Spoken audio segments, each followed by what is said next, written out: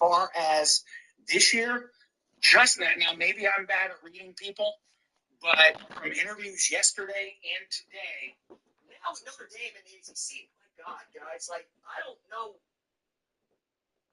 Nothing that Hunter Yurachek is making sense to me because they both got 2 losses. We know that Notre Dame lost a better football team than Miami, but there's this other thing where Miami and Notre Dame played each other, and Miami beat Notre Dame that they do not care about. Certainly Ryan Day seems looser than he was the last couple of years, and I think that the limited player interaction we had, they certainly don't seem like they are fearing anything, like they're backing away from the challenge. Now, maybe they've just been told, hey, say all the right things and don't put any bulletin board material out there, but So everybody lost their minds over part 1 and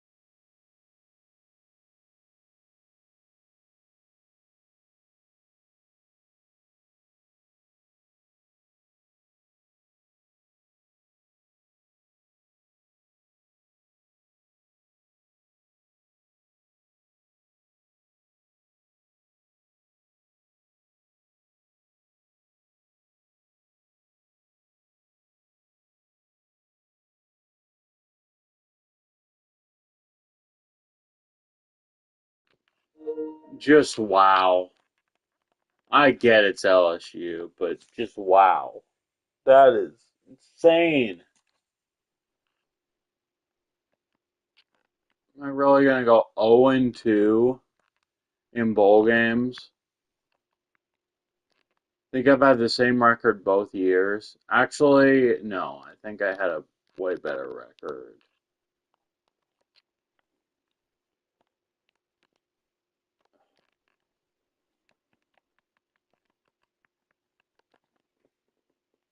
They gave up explosives in that game too. They gave up exactly the difference were the explosives they gave up, and that just like they were like, no, no, no, we played so well. Why did we give up those 4 plays? In 23, this Warren is like they got beat. Like they didn't have as good of a team as Michigan. The game was at Michigan. They had to play the style of game that Michigan wanted to play because they weren't explosive enough and strong enough in the passing game. So they had to try and beat Michigan at their own game when they couldn't beat them at their own game. And I think that shaped then how they went into 24, essentially saying like, no, we have to run the ball in this game. We have to be more physical. And even though maybe he kind of had a notion heading into it that, well, maybe I don't need to do that. Maybe I need to throw the ball around. It had just stuck with him so much that he stuck to it. And then he went into the game last year, and it obviously that wasn't what he should have done. I hope privately he has admitted it to others or to himself. He has continued, though, unfortunately. I've seen a lot of press conferences where he still says, like, we need to run the ball better, or we needed to have run the ball better. And every time I sit there and shake my head and say, maybe in the other years you need to run the ball better, but last year it had nothing to do with that, man. You definitely did not need to run the ball better. But no, I don't think there's some mental edge that, like, Michigan players have over Ohio State players. I just don't at this point. Downs has only been there for 2 years now. Underwood's only been at Michigan for a year now. Most of the national championship game team from 23 is gone. A lot of the national championship team from 24 from Ohio State is gone and playing in the NFL right now. So I think a lot gets made of that. I don't think there's some mental edge that sets in. I think if you get to halftime and Michigan has a 17-10 lead, maybe it starts to set in a little bit with the coaching staff over on the Ohio State side, but probably a lot less than the three of us would understand who've never actually like been through that. Agreed on all accounts. So no comments from me there. Um, Speaking of, I guess something that at least often gets lumped in with the mental edge, Michigan's style of ball, running the football.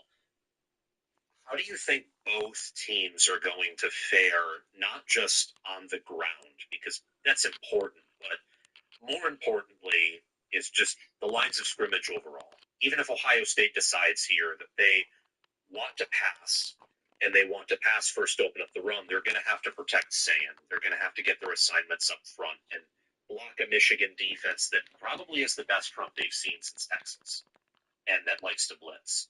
And for Michigan, well, Oh my style God. of football stereotypically I have like a relies 90 on their offensive speed line too. running It back has with been like improving, but is 92 is acceleration, and not as good he as is Notre getting Dame's, run not as good as down. the Oregon's, not as good as Miami's, not as good as Oh my. Florida's. So, Can I get guys to catch the how do ball? both of you view the trench Is that matchup here? like allowed, And or is that not a yeah, thing I that guess can that's it. happen? I think that I can't get Michigan anybody to catch the actually, if you ball. look at some of their analytic numbers, they've been very good on the offensive line about keeping opponents That's just from lucky I got getting hit as like I big threw. yardage loss plays or stuff rate. They've had one of the better, been able to counter the stuff rate pretty well.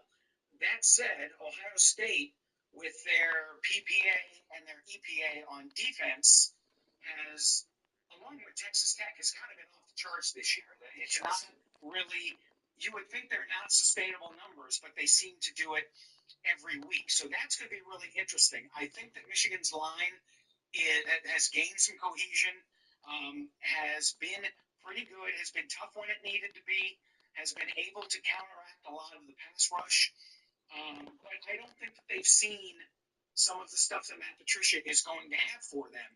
I mean, OSU will line up in 4 down They'll line up in 5 down. They might even line up in 6 down, and then boom, we know what our responsibility is. The snap happens. Guys drop back. Guys come from the corner, and so I think that they can intend to block well, but I think when they get a different picture after the snap starts, I think a couple of times you're going to see guys with their heads on a swivel because they're going to say, I expected one thing, but I got something else. But in general, I think Michigan's offensive line has been a little bit more, I don't want to say better, more consistent at keeping teams from getting into the backfield and blowing plays up for losses. So, I mean, also again, agree with everything that Mike just said. One of the things, and I'm sure that two of you have also done this, there seems to be a notion about the way the game went last year. So I've rewatched it twice so far this week. Michigan played horrendous in the game last year. Like, they were terrible. There's this notion that Michigan, bullied Ohio State around again last year. And I think people are getting 23 and 24 just mixed up in their mind. And because the point spread was so high last year, they assumed they must have kind of bullied them around. They got an interception down on their own goal line, and that was the difference in the game. They didn't bully Ohio State around. It wasn't really until the fourth quarter when Ohio State's defense got tired that they were able to break off a few runs and get first downs, and then essentially drain the clock, kick a field goal, and not let Ohio State get the ball back. They did play well defensively because Ohio State ran a game plan that allowed them to, because it played against their strength. But Michigan, by no means, had this bully ball advantage over Ohio State last year. Michigan was terrible in the game. They were not a good team last year. Sam, you and I talked about this. What Mike said about the improvements that they've had on the offensive line is absolutely true. The difference in this year's team versus last year's team is Michigan is actually running the ball well. They're 6th in yard per rush. I think they're 11th in rush yard per game, something around that. They are actually having a sustained offensive identity that is a little bit more along the lines of Michigan football. I think a big part of it is the quarterback position is not a net loss. At worst, Underwood can be a net neutral when he's having freshman mistakes and stuff, but when he's at his best, he's an absolute net positive. And then Mike put up a really, really good point. With that being said about how last year Michigan didn't do it, the one weakness that a 4-2-5 defense can have, and that's Knowles is very, very staunch 4-2-5, is you would run up the middle on a 4-2-5. And I do think one of the conversations that they had with Patricia when he came in is I want, especially for this game specific, I want that weakness to be neutralized. So obviously there has been 4-2-5 elements that Patricia has run because if you have Downs in the safety position, you're not going to never do that because that's going to allow Downs to be at his best because he's going to have the most freedom to make decisions that he wants. But Patricia historically runs defenses that line up his linebackers in the best position. And Arville Reese has taken advantage of that this year so strongly. I don't the reason that Downs was the best player on Ohio State's defense last year, and Reese is probably the best player on Ohio State's defense this year, isn't because all of a sudden Downs isn't as good as he was last year. It's because the systems that Patricia's running versus the systems that Knowles ran last year sets up Reese to be in better spots. That is a more advantageous area to be going against Michigan if they are going to try and play bully ball and run the ball than you would have been in the previous year. So I think the system that Ohio State is running this year actually leads them to be able to defend what Michigan wants to do a little bit better than they did last year.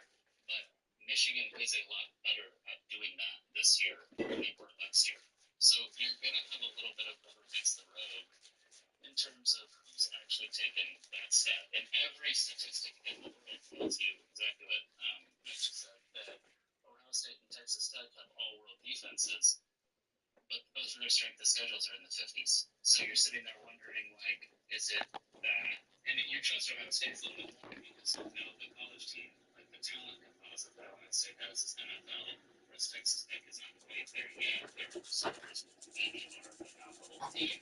At the same time, the questions in the mind of when they get pushed, when they get tested, will they? And I put a lot of stock into it because it was week 1. But Texas ran the ball decently well against Ohio State and ran the ball decently well up the middle. So again, that's week 1. So Ohio State's made tons of improvements since then. So I don't put a lot of stock into it. But I think there is somewhere in there, there is an outcome that exists where we say at the end of the game, hey, Michigan ran the ball pretty well in that game. There is also an outcome that exists in that where it's Ohio State's defense is actually that good. And it doesn't really matter who they play, they're not going to run the ball. Yeah. What I think is interesting is that, just to use some numbers from Game on Paper here, Michigan is top 10 in EPA per rush and yards per rush. Ohio State is top 5 in yards allowed per rush and EPA allowed per rush, along with Texas Tech, Oklahoma, and Auburn. Auburn, has been electric in run defense. Oklahoma's been electric overall. And then Ohio State and Texas Tech are just on that next level, especially when you look at ESPN's efficiency from FPI. Those are the top 2 defenses by quite a wide margin. Michigan has made some defensive improvements as the season's gone on analytically, but they also haven't had to play USC in a minute. Oklahoma's offense has been revealed to be mediocre. This is going to be the best offense they've played all season long, outside of efficiency would tell you, I think, USC's, but I don't know that for sure. That might just be a stylistic thing that seduces the computers a little bit more. What advantages could Michigan's defense have against an Ohio State offense that, with healthy receivers, just they make everything look effortless? I think that the one area that I worry about is still the right side of Ohio State's offensive line with Tegrid Tishabola and whoever is playing right tackle. You had Philip Daniels, who has been good, but has also been in and out of the lineup. Ian Moore, they threw in there for a little bit. The move of Jayshon Byram to edge from linebacker really did a lot for Michigan's capabilities of harassing the passer, even affecting the run game. And so the scenario that I see is if the right side of Ohio State's line is weak, if they don't say bring a tight end over to maybe help with some chipping, and OSU has been running a lot of 12 and 13 personnel. So they may know that they may need to help out a little bit on the right side. But if they leave those guys alone and they try to go to the right, that might be a stylistic area where Michigan has a little bit. It didn't let me jump. They try to do like a toss to the right hand side. That's crazy. Boom, lost 2 yards. Now they're behind the chains. That's the one area that I would worry about. But I do think that OSU has a big advantage in the passing game because as good as Michigan has been the last few seasons in the secondary, it's their liability this year. The front 6 or 7, really good. But I know that Jair Hill, his numbers say from PFF say that he's pretty good. And Rod Moore is a guy that I've always liked since he was a sophomore. But just if you look at them, Ohio State stylistically is like USC. USC has Makai Lemon. USC has Jacoby Lane. USC has just guys that are difficult to guard. And Ohio State has the same number and types of guys. And Michigan did not do well against that type of attack. So I think that if they can exploit the right side of Ohio State's offensive line and do that consistently, that can be a stylistic advantage that maybe Michigan has defensively. That's really the only one that I see. So I'm going to answer the question in assuming, and I think the phrasing that I used yesterday was, I'm going to answer the question assuming that Brian Hartline doesn't try to win the race in a Honda Civic while he has 2 F1 cars sitting in his garage, and those 2 F1 cars are Carnell Tate and Jeremiah Smith. So obviously I'm also answering the question assuming that they're both healthy and they're both playing. But I would be as shocked as I've been about everything in the season this year if Jeremiah Smith and Carnell Tate did not line up in the game. So I guess shocking things happen, but I'm assuming they're playing. I'm assuming Hartline doesn't come out with an idiotic game plan.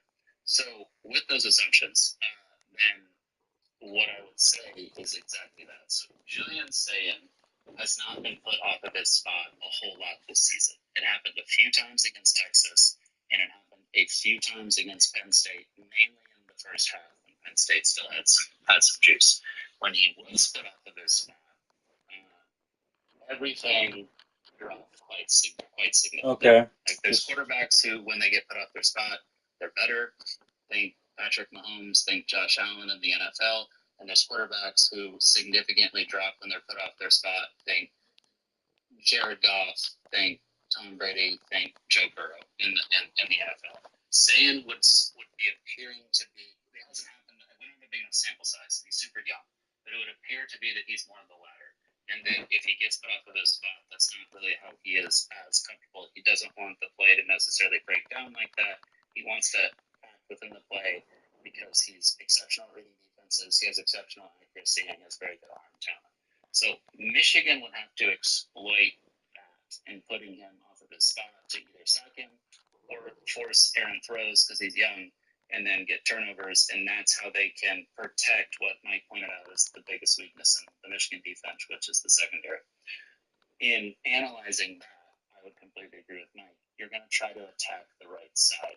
So then what does Ohio State do with that? Like, does Ohio State chip on the right side? Does Ohio State line up the running back on the right side?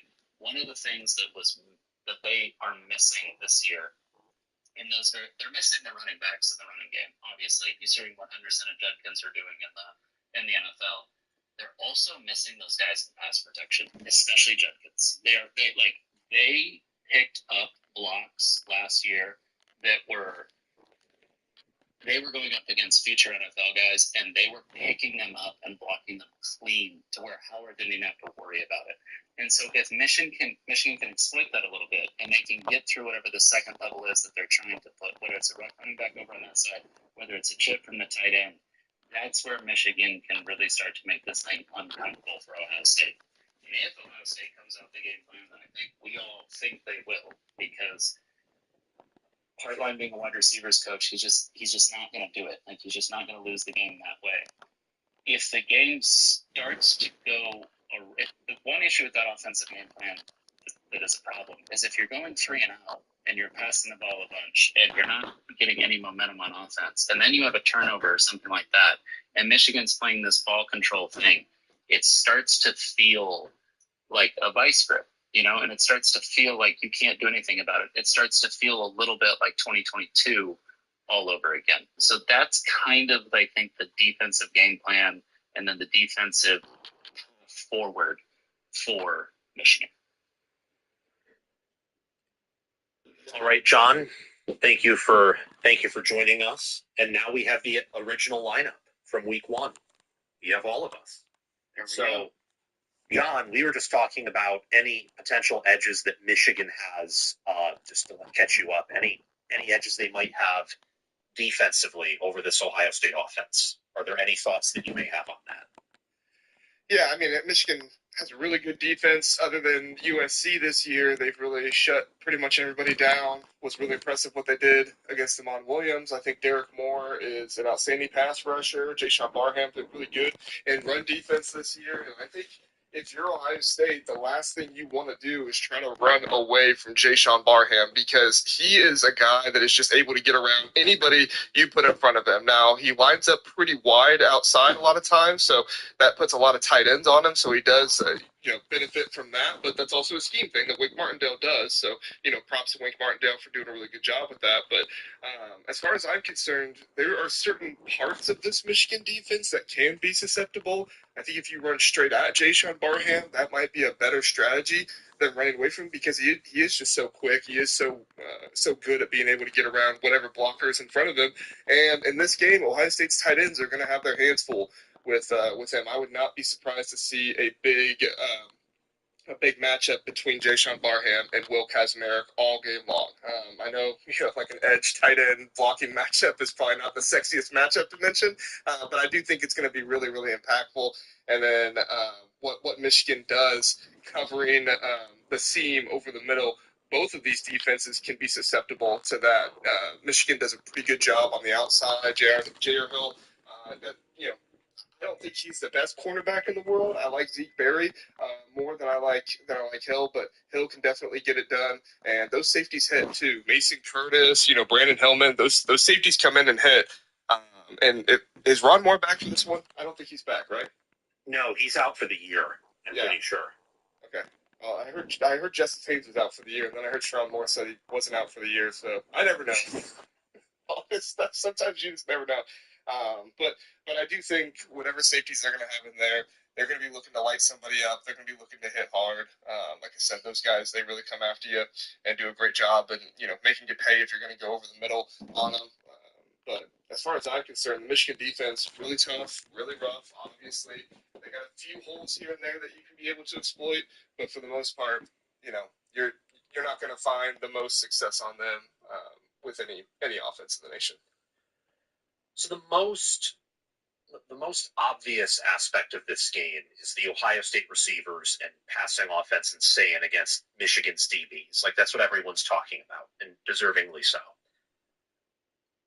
What is a more underappreciated edge that Ohio State has here against Michigan? I think that one thing that maybe people aren't looking at, as it's been said, both teams can exploit the seam. I think the emergence of Ohio State's tight ends beyond Max Clare. I mean, Bennett Christian has been coming up the last few weeks. Kazmarek is a very good blocker. I think that the tight ends that Ohio State has could be pretty vital this week beyond just blocking. I think that would be something that could stem Michigan's pass rush. If they're being really aggressive and leaving that area behind the line open and OSU hits a few things, I also think that people are underrating Ohio State's use of the running backs in the passing game. I think you're going to see James Peoples really with a big game this week. He hit an explosive play last week. He had a long play for a touchdown. Bo Jackson has shown that he is a pretty solid receiver, and they are not afraid to rely on him. So I think he and Peoples, I think that if Michigan does play the type of coverage that maybe people are thinking they'll play, which obviously would be bracketing Smith and then hoping that Tate's a little bit rusty because he hasn't played the past few weeks. I think that OSU could kind of check down to the running backs, and they could, even if they don't get a big play, 4, 5, 6 yards on first down is going to be viewed as a success, and it'll help them move the ball. So, Mike stole my little bit running backs to the last game, so I'm going to touch on it in a second and then pick something else.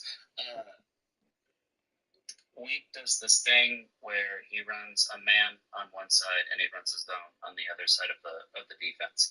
And so the question is, there's no way you trust any of your corners on Michigan with man on Smith. Like, very few people do.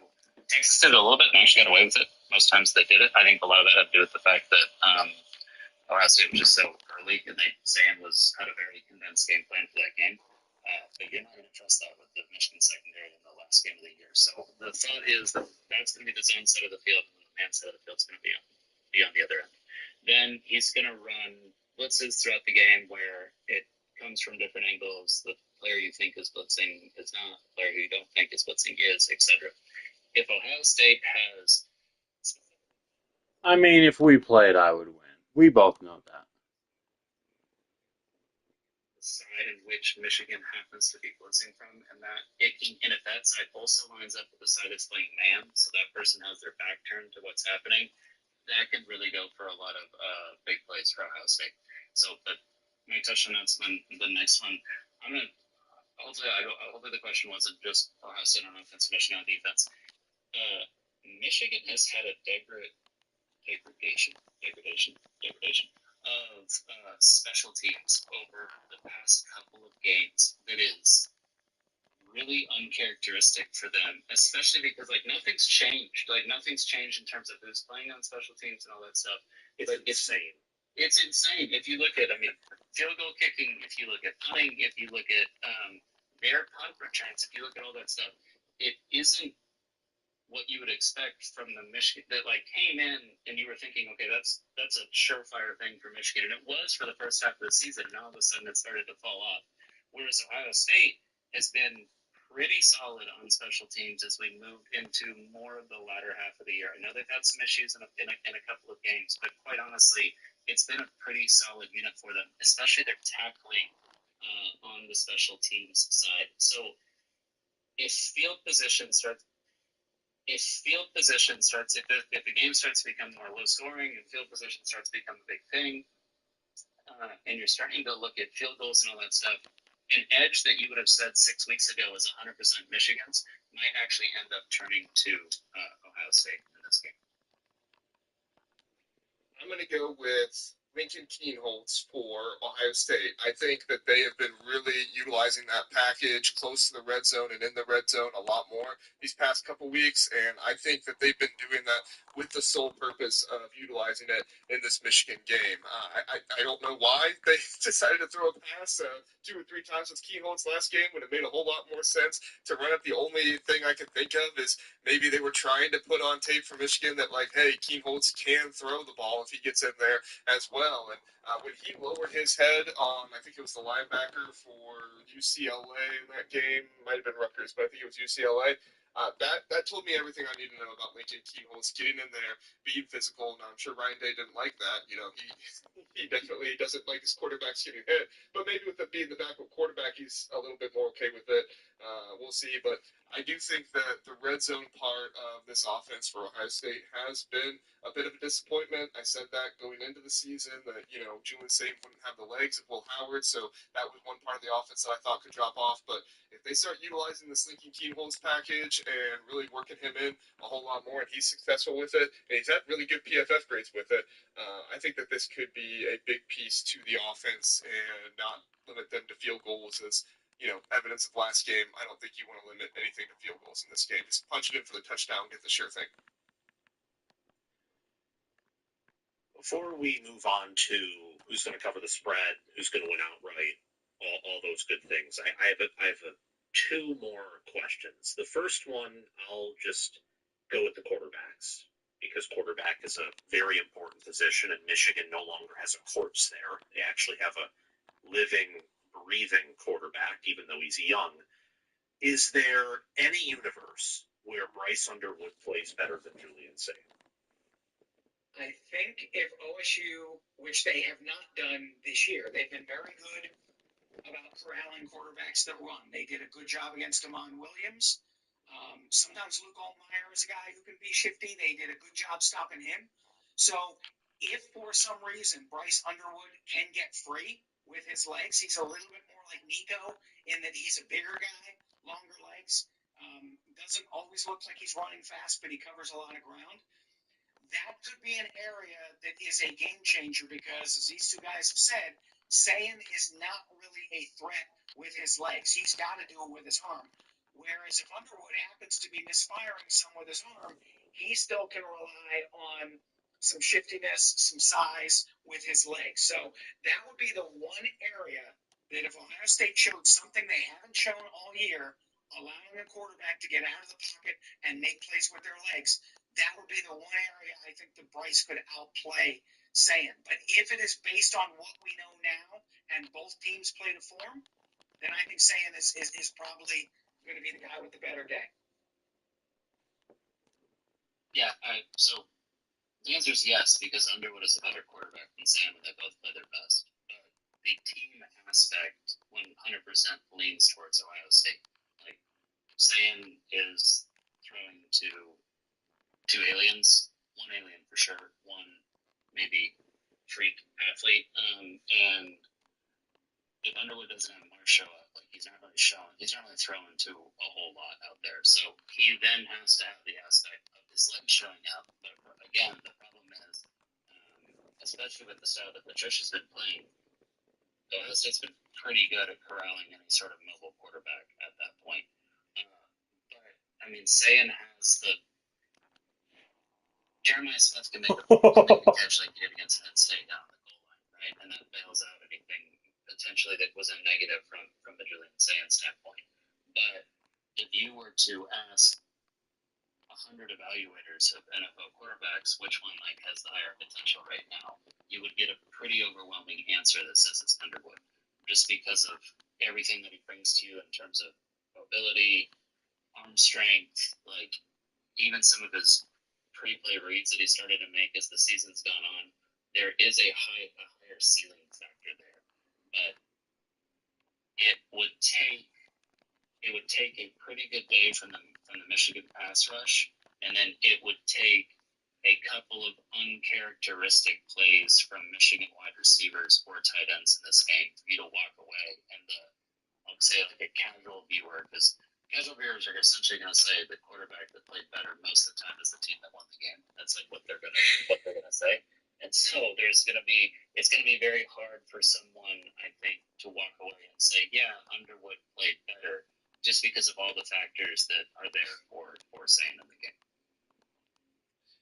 Yeah, I mean, if the question is can Bryce Underwood play better than Julian Say? Of course. I mean, Bryce Underwood is a spectacular athlete. He's somebody that can do everything on the field. He's somebody that can absolutely take over college football in 2 or 3 years if the things break right for him.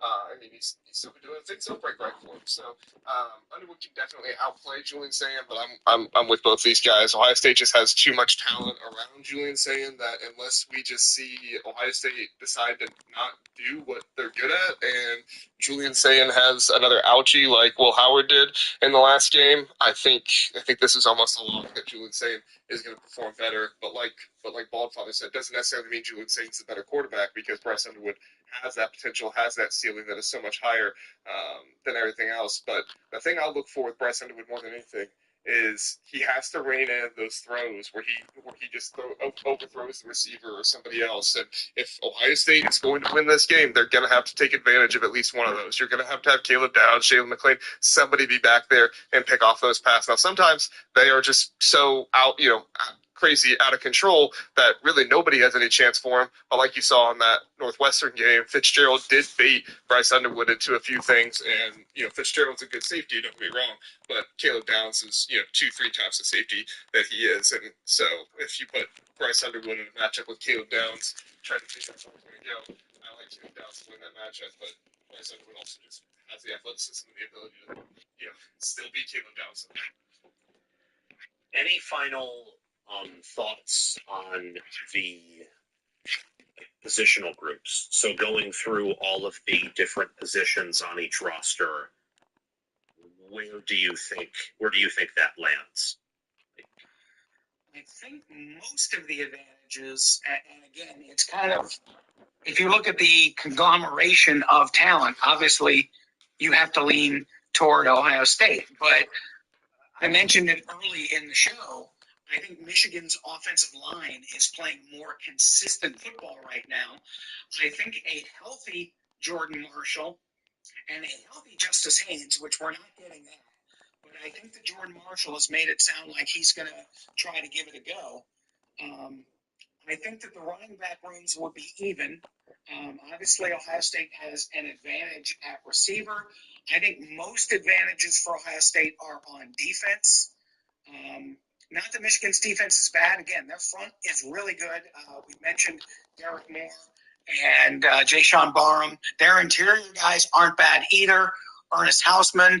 But, yeah, their secondary is enough of a problem for them that I think that OSU, with Downs and with Jermaine Matthews, Wilson Igbinosun not being as handsy as he was last year, I just think that Ohio State has most of the advantages, but they had most of the advantages last year. We saw where that got. Yeah, the position group I'll focus on is the Ohio State secondary, which I think was phenomenal this year. And I'm going to focus on Igbinosun because of how much heat he took last year. And I kept saying, I was like, if he can just not get flagged, he's going to be one of the best cornerbacks in college, because he was on everyone. It wasn't like he was getting beat and then he was pulling guys down because he got beat and that was how he was getting flagged. He was just so handsy and physical. That, given the aspect of Underwood and what Michigan has this year, and they know, Michigan knows at some point in this game they're gonna have to trust Underwood to make a downfield throw, and it's gonna be multiple times in the game.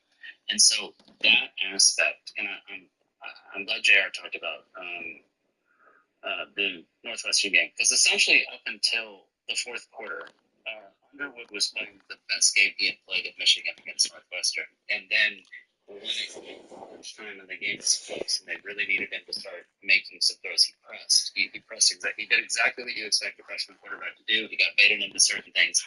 And if that happens against Western, the ability for Downs and Igmanosa and Patricia calling the plays to get him to do that against Ohio State, I think is going to be quite high.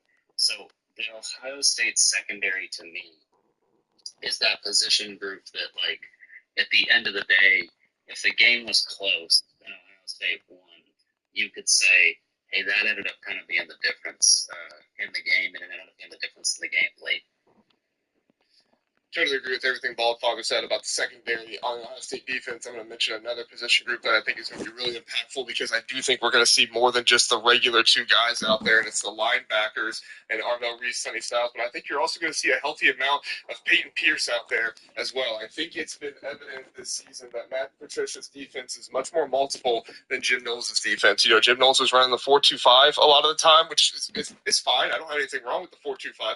But against Michigan, with their ability to run the ball up the gut and hit you hard, they are just able to get more yards and have more breakaway runs that way against the 4-2-5. If you see Matt Patricia go out there with more of a 4-3 type of defense, and you could see Caleb Downs move down in there and do that too, so maybe you don't see as much of Peyton Pierce. Maybe you see more Caleb Downs down there in the box as well, just because they do like to be able to be so multiple with the different guys that they have on defense. But I do think that this linebacker group for Ohio State is going to be imperative, not just stopping the run, also keeping Bryce Underwood under control, not letting them go around too much. And then an underrated part of Arvell Reese as a spy, he doesn't just stop the quarterback when he gets to the line of scrimmage. He knows when to trigger to go after the quarterback, to put pressure on him when he gets outside the pocket. Sometimes you see a quarterback get out there, like Parker Navarro. He did this against Rutgers all the time. He was able to get outside the pocket, and they just didn't have anybody out there on him, so he had all this time in the world. Well, the minute he started to do that against Ohio State, Arvell Reese triggered on him right away, and he suffered for it back there.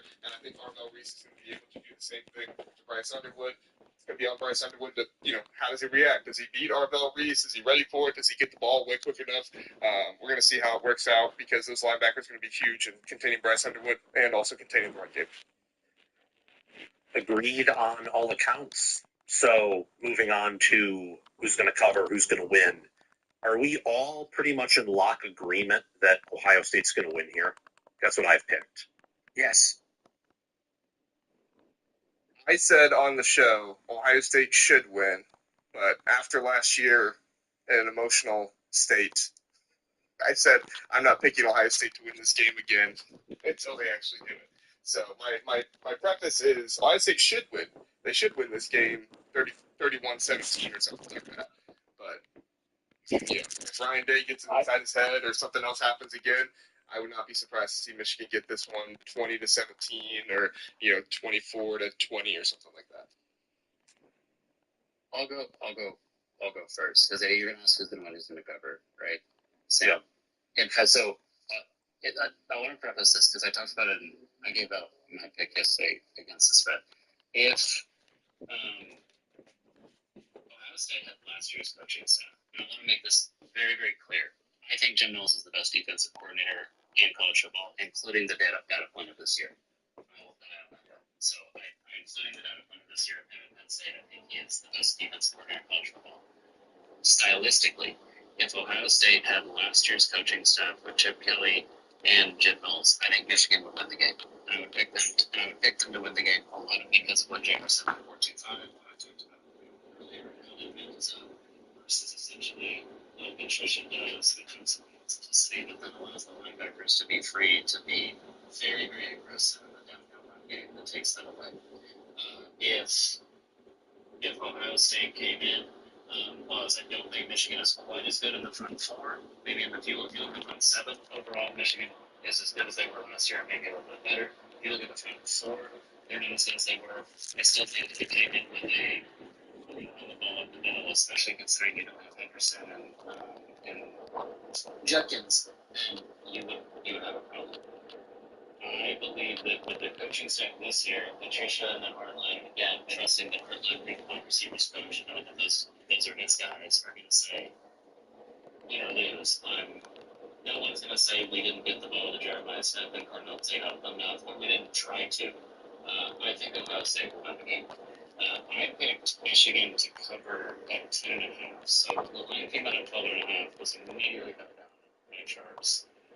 Down to 10.5, touch 9.5, and at the 9.5 point is where you see Sharps back on Ohio State. So it's kind of settling in this direction. I took Michigan plus the 10.5, mainly because the factor of I think Michigan can at enough times get sand off of this spot, and knowing that Ohio State, assuming that Ohio State will have a pass first game plan, can get Ohio State to have enough 3-and-outs, or even potentially maybe 1 or 2 turnovers from Sam, that Michigan's able to operate a little bit more in what they want to do.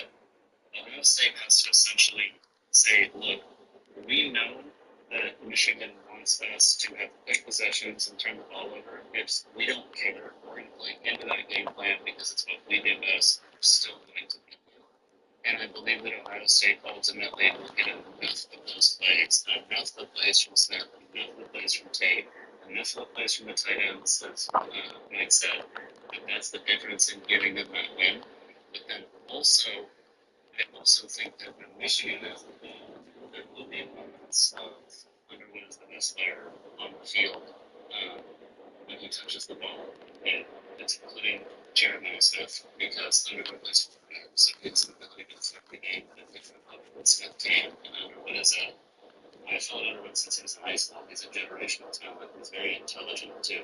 I think he'll have enough. Let's go. He's overthrown guys. He throws 2 picks or something to where Michigan keeps it close. But ultimately, late in the game, I think Ohio State will do something very similar to Underwood that Northwestern did, but they have much better players to do it. I think Underwood will turn the ball over. I think there'll be a play where Michigan fans do a surrender cobra for 21 and say walks away with the victory. But do they plant the flag or not? That's the real question. Do they plant the flag? Yeah, Mike, sorry. I am sort of leaning along those lines as well. I'm not sure that Ohio State covers. It is a pretty big number in a rivalry game. We've seen what happens with big numbers.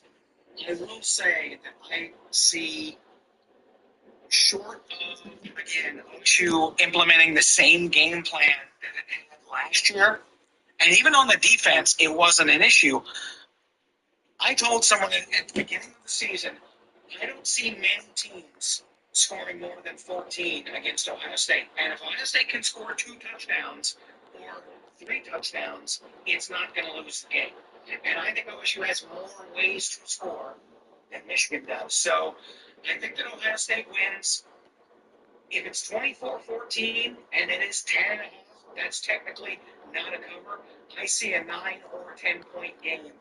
And the higher it gets, then I think, again, Ohio State has more ability to explode on offense than Michigan does. So I think if it stays 14-10 or 17-13 going into the fourth quarter, then Michigan's got a really good shot at winning. But I just think Ohio State has more ways to score, a little bit more explosiveness, and I would be surprised, barring maybe a defensive pick 6 or something like that Michigan scores more than 14 points, and I think Ohio State can score more than 14. So let's just, for the sake of argument, let's say 21-14 Buckeyes. So they win, but they don't cover. I mean, Ohio State should cover. That's what they should do. It's all about what they should do, because the last 4 years of this rivalry, Ohio State has not done what they should do. And even in the games that they lost, you could argue, okay, well, they should have lost in that one. They didn't keep it close either. The big thing for Ohio State is they have to not let Michigan keep this one close into the third and fourth quarter. If it's like Penn State, where it's like, 10-7 or like 14-10 or something like that, I think you can live with that at halftime. But if you're going into the fourth quarter and Michigan's only down by a field goal, only down by a touchdown, with the way they run the ball, if you keep them in the situation where they can continue to run the ball, and for me, that's the biggest key for Michigan to win this game. Stay in a situation where you can continue to run the ball. You don't have to put it all on Bryce Underwood's shoulders. If they're able to do that, I think that Michigan gets enough breakaway, big runs in the third and fourth quarter, just because that's what they love to do, and that's how they wear down defenses and make that happen. And I think that they're even more, adept to do that right now with the way that Kuzdal has been playing right now too. He's, Sherrod Moore said it. He's faster than Jordan Marshall, and so you get him in there in a couple runs. He hits the hole the right way. He's going to break out and have a big run. Maybe it's not a touchdown, but he can have a big run and put Michigan in really good field position. So if you're Ohio State, get up by 2 scores, stay up by 2 scores. You should be fine to, win the game. We'll see if they cover, but Ohio State should cover to win this one. It should smell. Are they going to do what they should do? Yeah. My confidence is a little bit shaky, but I just went with Ohio State because I think they have the coaching edge. I think they're the better overall team, and they have enough good. I mean, this isn't 2021 where Michigan had a perfect matchup. It's not 2022 where if Michigan was able to survive for a quarter, then they could start exploiting their matchup edges. This is like 23 or 24 where the matchup edges are beginning to level out. It's about who's the better team and who has the better game plan. And I think that's ultimately going to be Ohio State in both ways. I think they're better coached. They have the better team. Then what they need to do is just extinguish belief as early as possible. They're 9.5, 10.5 point favorites. And for Michigan, this is do or die. And they're probably going to sell out. And Ohio State is capable of winning it all and hasn't won this game in a while. So the pressure is going to be on them if this gets to a third or fourth quarter game where I'm smiling because I've seen it so many times before after growing up, never winning, never watching my team win. The crowd's into it. They're running the football well. They're blocking well. Ohio State messes up and throws a pick or fumbles it, and now Michigan has belief on their side, and they're healthy and they're up, and Ohio State's kind of questioning, we should be winning. Why aren't we winning? But Ohio State, I think, has the horses to get up early, at least by enough to always stay a possession or a score ahead, and with Michigan being turnover prone, and just not quite being there yet as a team, while Ohio State clearly is, I'm going with Michigan to cover. But I am also fairly confident Ohio State's going to win. I kind of have to believe it. I kind of have to see it in order to believe it. If Michigan's going to win with, a coach who thought that Jack Tuttle was a power 4 quarterback and have a roster disadvantage.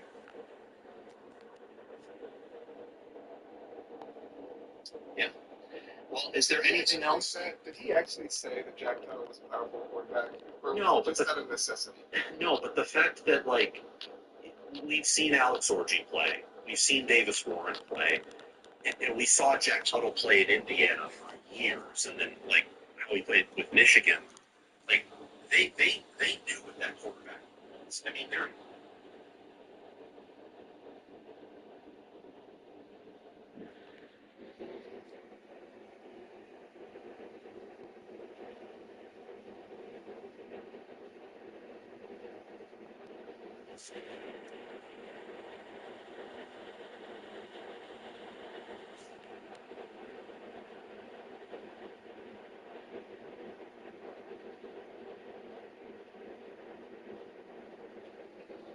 There's a reason I strictly remember Michigan media saying strict.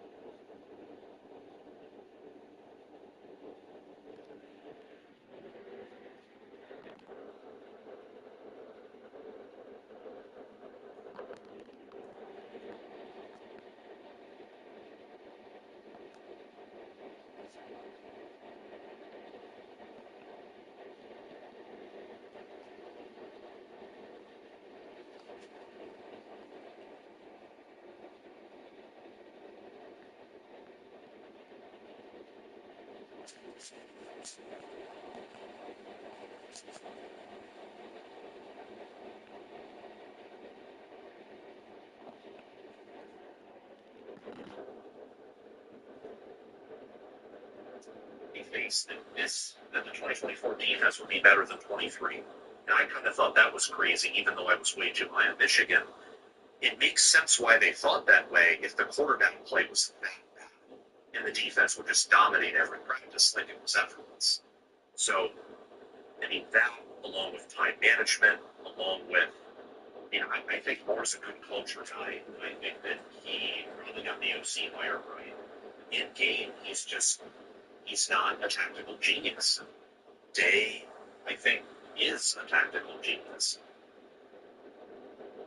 I heard a podcast one time, and we don't have to spend time on this, but I heard a podcast one time saying that the Michigan 2024 quarterback room is going to be better than the Ohio State 2024 quarterback room. I almost died at my computer when I heard that. I was laughing so hard. Anyway, That's pretty crazy. Well, we only have a few minutes left before 8:30.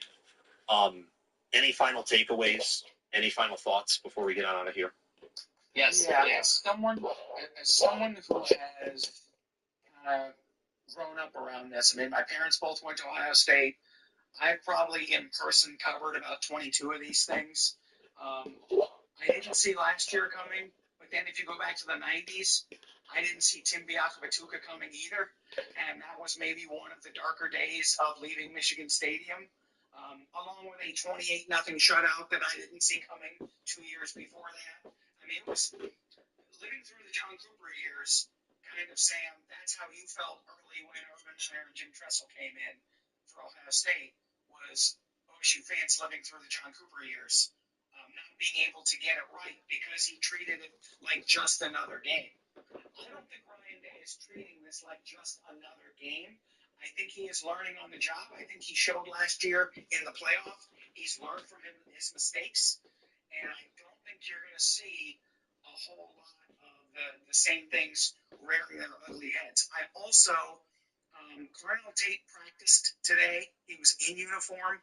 Jeremiah Smith wants to go, and in my mind, if I'm Ryan Day, even if Jeremiah Smith is 70%, put him out there, make Michigan defend him, and even if you don't throw to him, you've got other stuff open because two guys are on that side of the field. And then maybe at halftime, if you're up, he sits and he's healthier for the Big Ten championship game should Ohio State win. So I, like you, have seen enough strange stuff that I am not guaranteeing this, but I feel better today after seeing interviews yesterday and today than I did on Monday about Ohio State's chances. Yeah. Before the other two continue, I mean, I wrote about it on Twitter, not wrote, but just like typed. I wouldn't be shocked if Ohio State wins in a blowout. I also wouldn't be shocked if Ohio State loses the turnover battle, and it would shock my emotional side of it.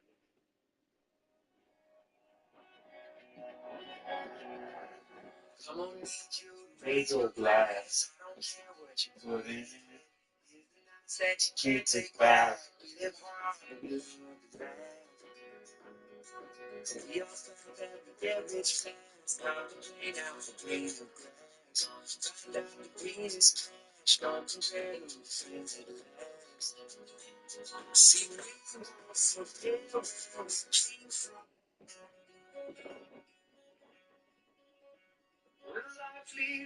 And drop me at your door tonight if you need help. If you need help, I'll shut down the city lights. Will I cheat? I'll beg and bribe to make you well. To make you well.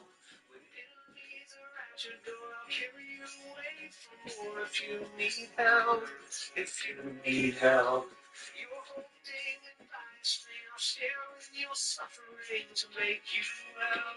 To make you well. For those who believe that you would do the same for me, and I will do it for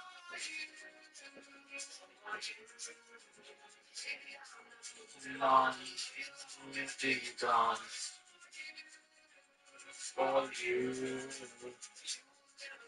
long, gone. And long after you're gone, gone, gone. When you fall like a statue, I won't be there to catch you, put you on your feet. You on your feet. And if you will, they take some they will let me tell me what you need. What you Me, I'll surrender. the mercy, You've always and been the same for me. so I would Do it for you. You.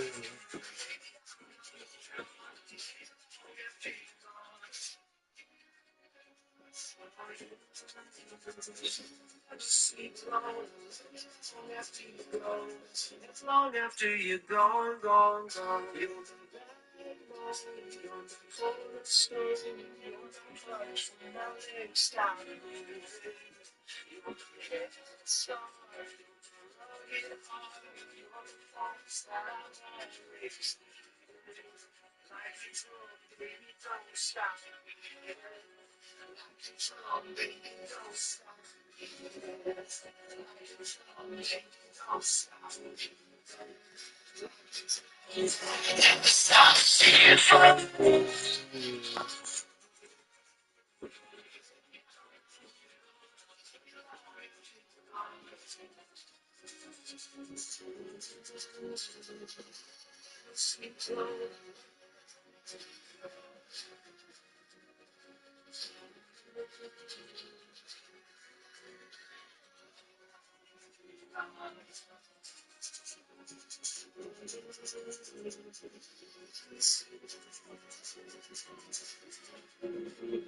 Like a drum, baby, don't stop beating.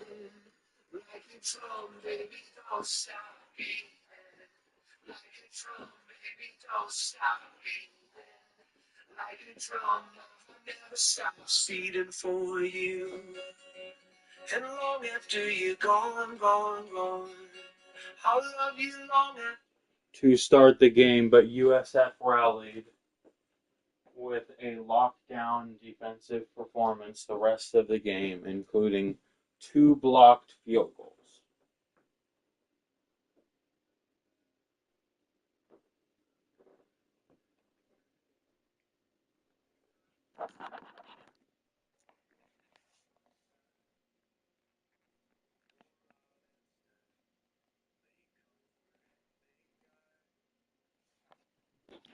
This is a great finish.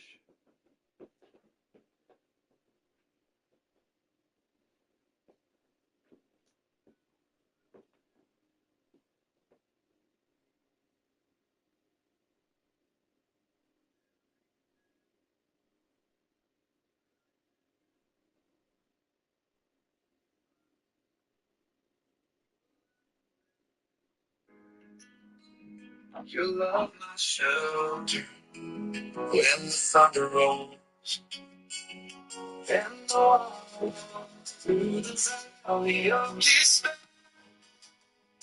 I will look for you always there. Your goodness follows, your mercy never ends.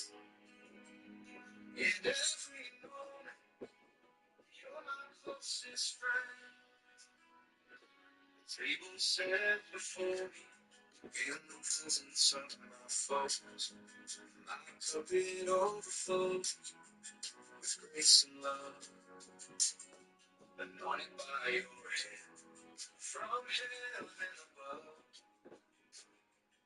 In every trial, your faithfulness still shows.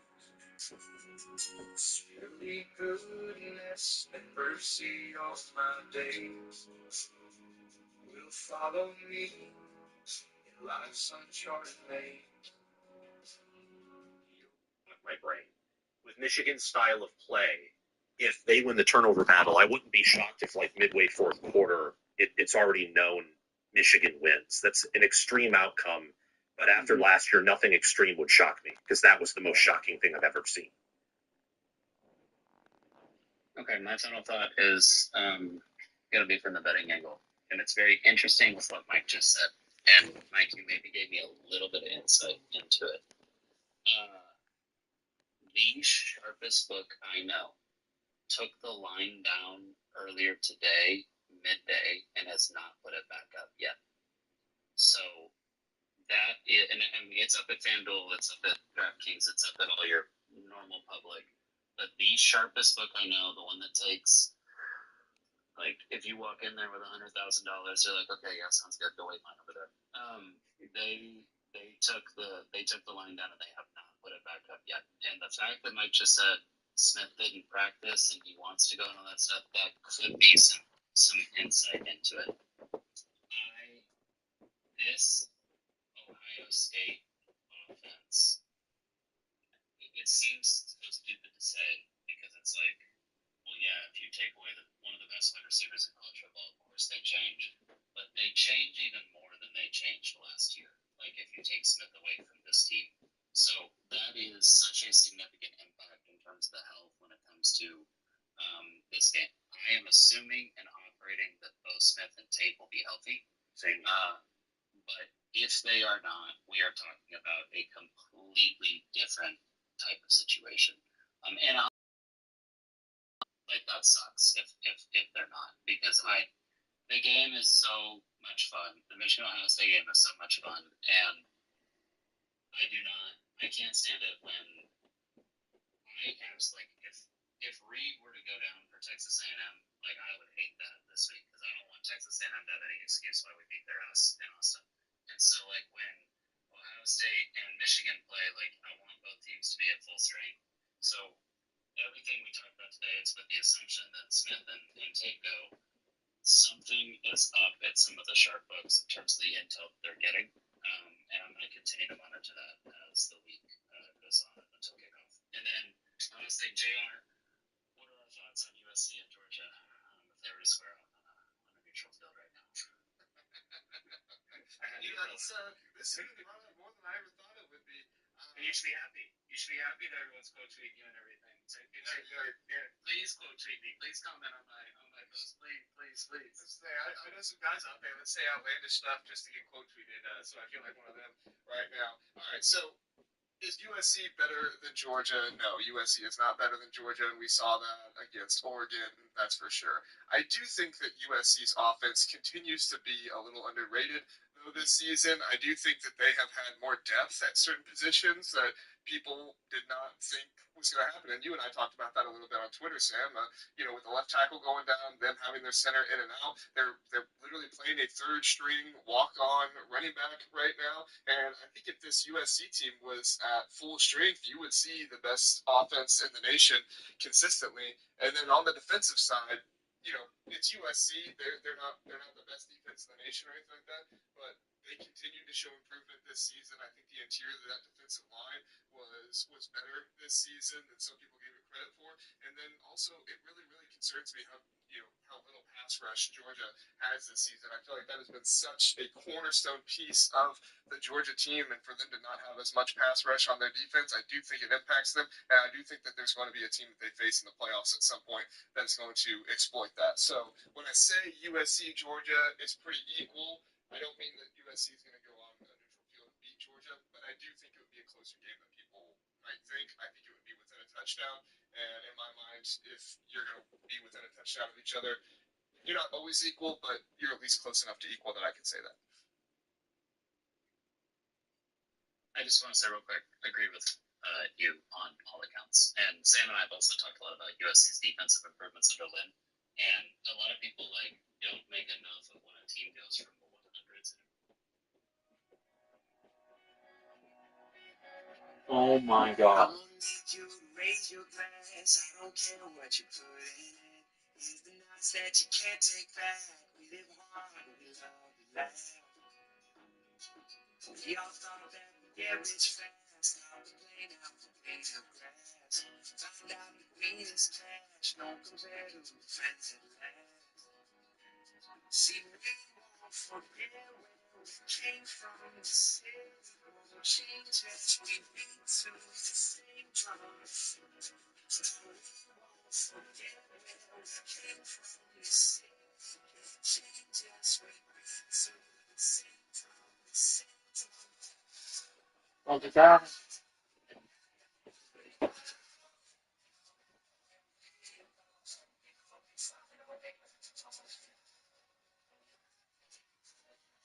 It makes no sense.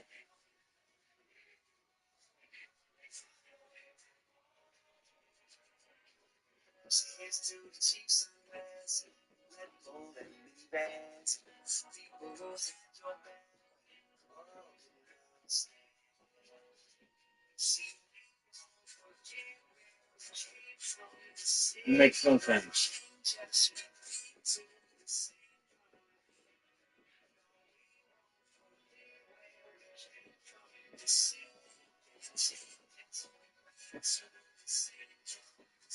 No freaking sense. Literally 5-0. Literally the only two times we've missed is when I bet on it.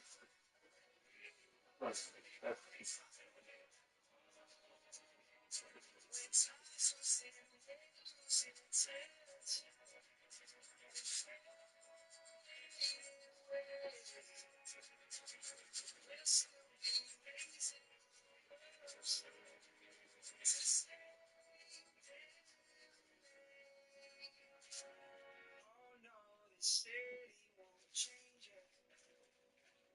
Oh no, the city won't change it. Oh no, the city won't change it.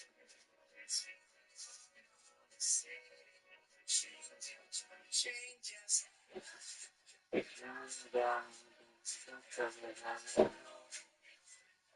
We go on your way back home.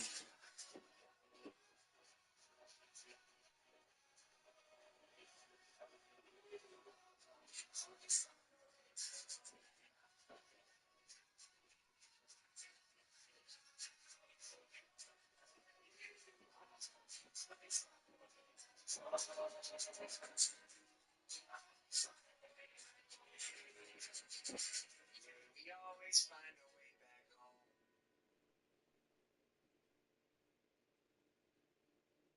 If I become the choices that I hate all of you. am I on the road that I should take? 'Cause I've got all the needs and bits, but I'm afraid to take me down. But I don't wanna end up with all the life I could have found. I hate all of you. Many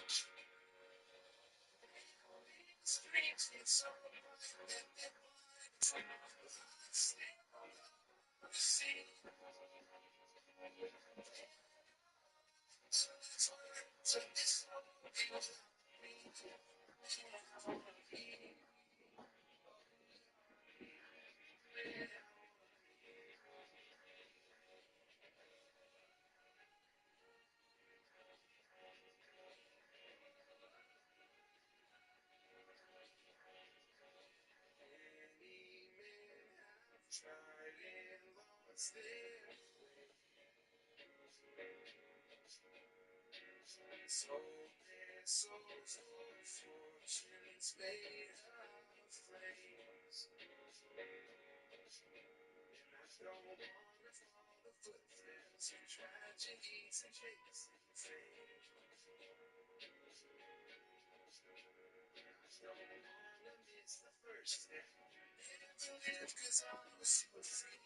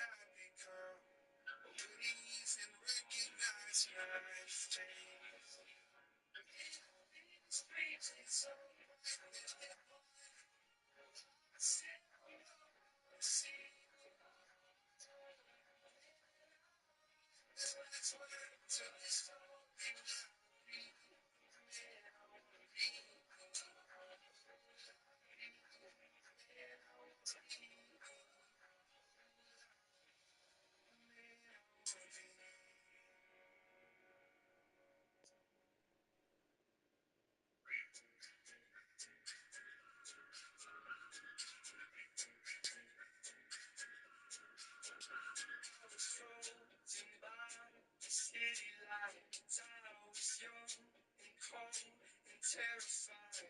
Told my mom I'm on my way back home to you.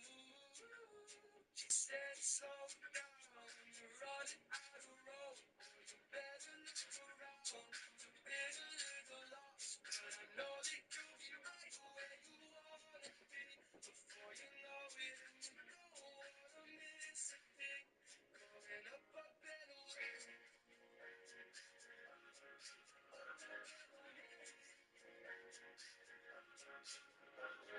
Kids, we cast away the toys. Oh, we were dumb and drunk and paranoid. Told my mom I'm on my way back home to you. She said, slow down, you're running out of road. You better look around. You've been a little lost, but I know that you'll be right where you wanna be. You know it and you don't wanna miss a thing. Going up a better way.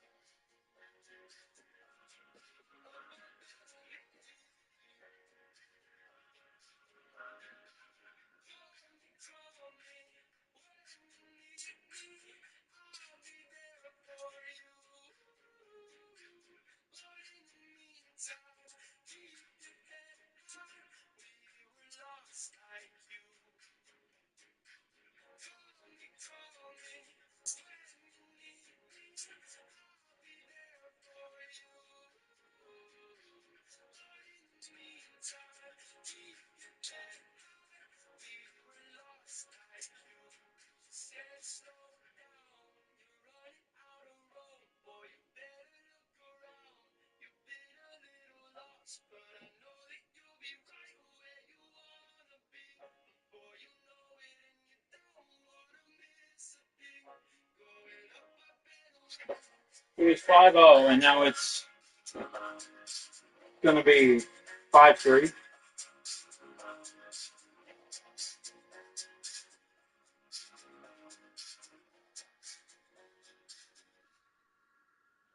And he'll probably miss.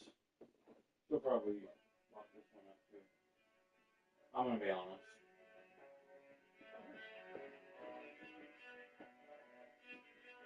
Oh, of course. Why not? I need another story. Something to get off my chest. My life is kind of boring. It's actually crazy. Need something that I can confess.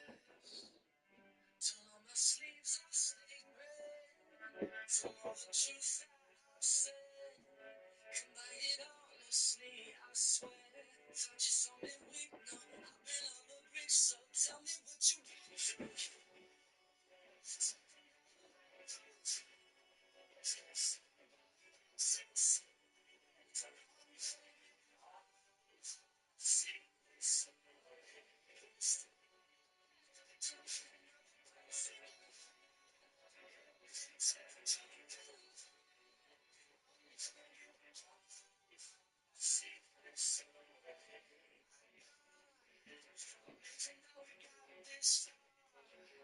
It's like I'm chasing all those stars.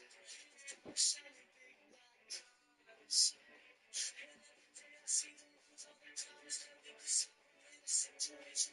It's like I'm see the state. But I don't really like my flow. No sense.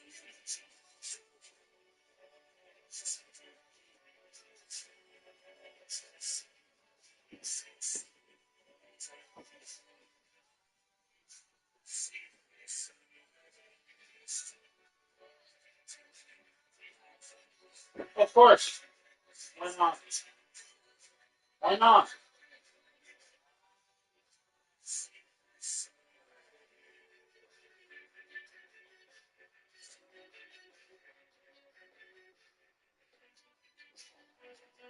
I mean, why not?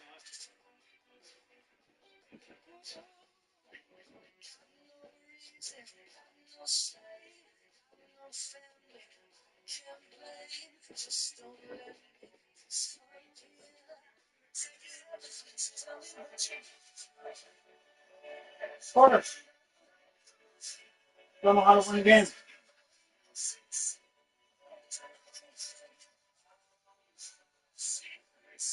Watch, I'll pick first. Not positive. It's the most idiotic stuff I've ever seen. It's like this.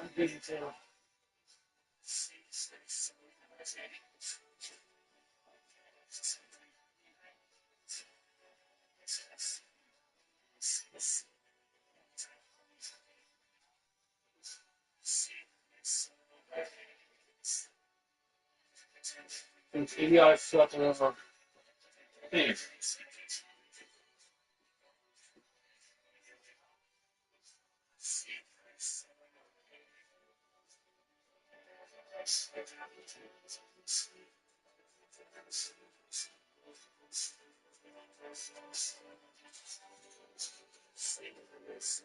seen.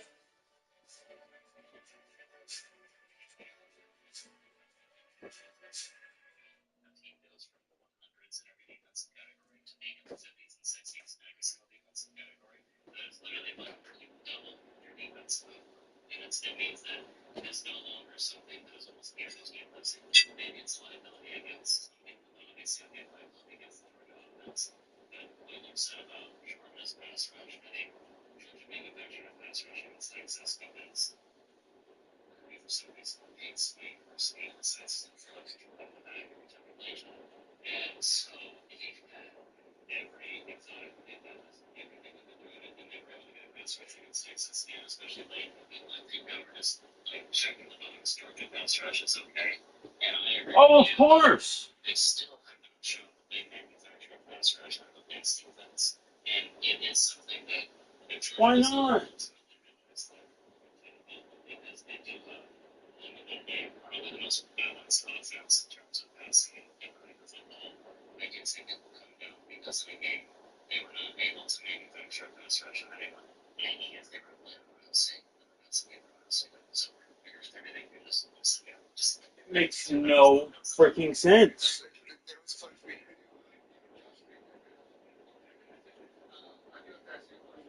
No freaking sense. Your thoughts on him? I feel like Gunnar Stockton has been a guy who has done a good job at excelling in the areas where he's supposed to. Close tight game, you know, people say about Jordan saying where like, oh, you can't come out of it in a close tight game. Jordan's obviously been close games this season, but I don't know if they would be able to be into a close game with Ohio State or Oregon or something like that. And I would have a lot most confidence in Gunnar Stockton, like some people have. Like, so that's some people when we're talking about Stockton for Heisman. I'm trying to spread the guy or anything, but you know, yes, he doesn't have like some other guys around him, but I think Stockton's good. I don't think that he's another, you know, like elite Heisman. Oh, of course. I'm curious if he's also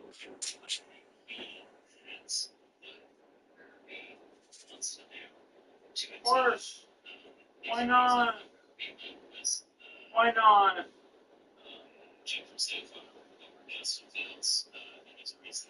It is so crazy.